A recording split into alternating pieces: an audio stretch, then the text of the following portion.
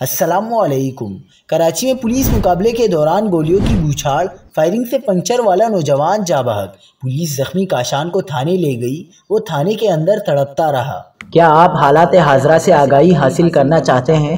खबर के पीछे छुपे असल हकाइक जानना चाहते हैं? तो अभी सब्सक्राइब कीजिए जिलमिल पाकिस्तान को और साथ ही घंटी के निशान पर क्लिक कर दें। आपको बताते चलें कि कराची के इलाके कोरंगी कोस्ट गार्ड चौरंगी के करीब मुबैना पुलिस मुकाबले के दौरान पंचर की दुकान पर काम करने वाला नौजवान जाबहक हो गया।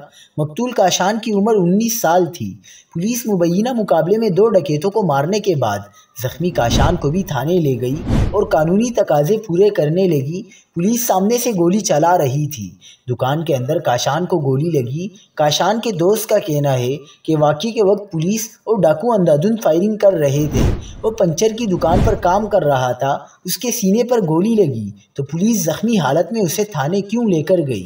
वो चोर थोड़ी था, उसे फौरी अस्पताल मुंतकिल किया जाना चाहिए था। जख्मी काशान को थाने ले जाकर 15 से 20 मिनट ज़ाया किए गए और अस्पताल पहुंचने से कबल ही दम तोड़ गया।